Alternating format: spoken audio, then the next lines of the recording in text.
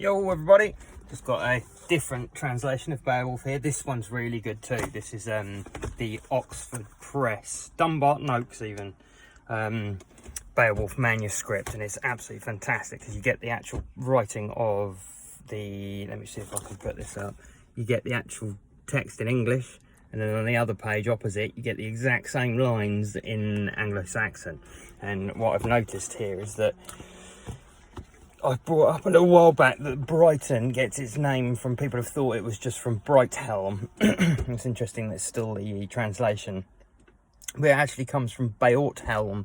And if you follow, like I've explained many times, that when he goes to die, he goes to somewhere called the foot of Ness. Yerna means eagle, and Ness is a Ness. It's a like a harbour, which I think is the piece of like waterway that would have surrounded Hamsey at that time. And it also just so happens to be at the foot of Lewis, which looks very much like an eagle or a bird with upswept wings if you go from south to north. If you follow the head all the way up, you end up at Brighton.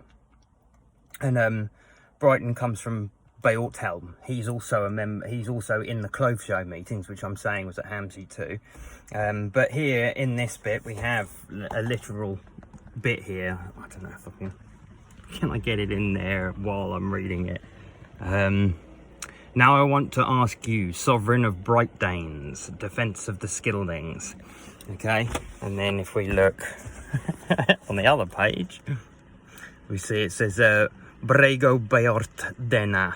Beortdena, a Bright Dane. So a Dane that's probably from Brighton. Incredibly. And then it talks about the sea cliffs when he departs, and they're probably right behind me on Cliff High Street, and the Swan Road, which is probably Swanborough. And then you've got all the other references. So you've got like the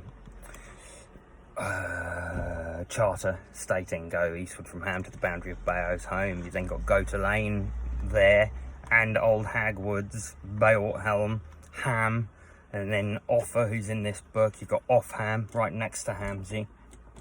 It's endless, the amount of connections you can find. But Bright Danes is very interesting. So Bright Danes are the Beort Danes, and we have Beorthelm, who's at the Clove Show meetings, and I think he's the ancestor of Beowulf, who is also, I'd say that Beorthelm is probably an ancestor of Ecgbert as well. And then Ecgbert's son, one of them, is Beowulf.